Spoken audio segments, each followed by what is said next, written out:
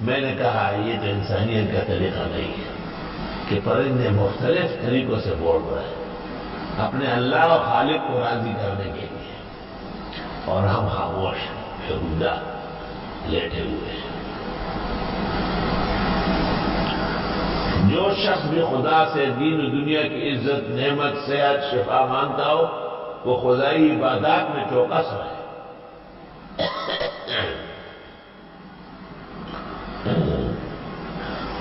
اکثر لوگ کہتے ہیں کہ یہ لوگ نفلوں کو منع کرتے ہیں رات کو، کیونکہ وتر ہو چکے ہیں، اب نفل نہ پڑے جائے، بہتر یہ ہے۔ تو ان کو بتایا جائے کہ رات کے اعمال میں نفل نہیں ہے بلکہ رات کے اعمال میں استغفار ہے۔ یعقوب علیہ السلام سے جب مجرم بیٹوں نے معافی مانگی تو آپ نے کہا سوف استغفر لکم۔ عبداللہ بن مسعود کہتے اے اخر الی السحر، سحری کے لیے پیچھے کیا۔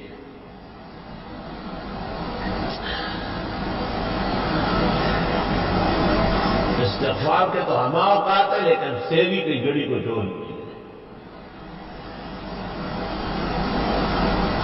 کہتے ہیں کہ ایک آدمی پر آسمانی نظام منکشف ہوا کہ ایک سکینہ اتر رہا ہے، اللہ تعالیٰ کی رحمت اور تجلیوں کا جرمٹ، اور اس سے آواز آ رہی ہے کہ برگ درختان سب در نظر ہوشیار، ہر ورقش دفتر معرفت کردگار۔ کبو کے پیچھے پیچھے چلنے لگا، مولانا عبدالرحمن جامی نے لکھا ہے۔ کبو سیدھا ایک مکان میں اترنے لگا اور نیچے ایک آدمی نماز پڑھ کر کے یہی شعر پڑھ رہا ہے، اور وہ خود شیخ ثابت ہے اور شعر بھی ان کا ہے۔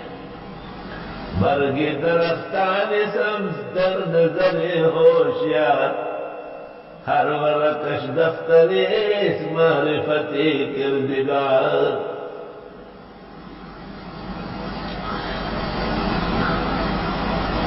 آپ ہمارے شیخ المشائخ اور شیخ فرید الدین مسعود گنج شکر جودنی سحری کے وقت پڑھتے تھے کہ وقت سحر وقت مناجات ہے، خیز درا وقت کے برکات ہے۔ سحری کے وقت خاص اللہ سے مانگنے والے کا وقت ہے، تھوڑا بیدار ہو جاؤ، یہ لینے کا وقت ہے۔ وقت سحر وقت مناجات ہے، خیز درا وقت کے برکات ہے۔ اللہ اللہ، سبحان اللہ۔